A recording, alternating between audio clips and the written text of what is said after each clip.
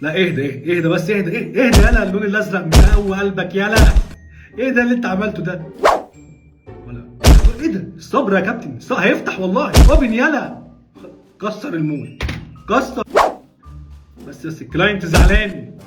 هندل العميل. ايه ده؟ اوه خلاص النوم خبطه يا لهوي. كسر العربيه. ولا الكيبورد لا الكيبورد انا اصلا ما بحبش الكيبورد. يا اهدى بس اهدى. انا عارف انت بتشجع نادي ايه.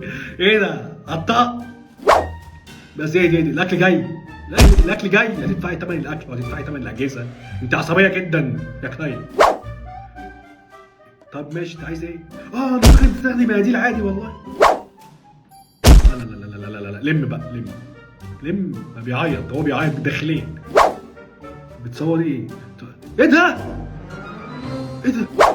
انت بتوقفه ليه؟ انت عايز تعدي؟ ما تسيبه يعدي يا عم، يعني خلاص. هتفتح الباب ليه؟ انت خبط من التليفون.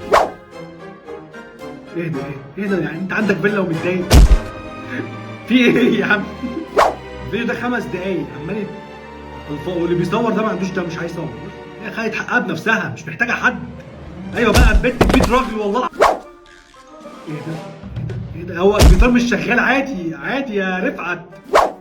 ايه المكنه عيط ليه؟ اهدى عادي بتحصل والله العظيم. كل واحد ماسك. ايوه ده اللي بيحصل والله فعلا.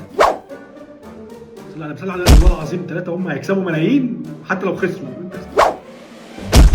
ايه الكرة الجولف فين طيب؟ ما جبتش جون؟ في الحفرة؟ في مواقف تستحق العصبية، بس لما بتسكت ما بتتعصبش بعد كده بتعرف ان انت صح، ما بتندمش. انما بقى لو موقف فعلا بيضايقك يعني وانت اتعصبت جامد وطلعت غضبك، مش هترتاح. يا اما هتلوم نفسك يا اما عصبيتك هتوديك في حتة مش كويسة. اصل العصبية لحظة والندم عمر.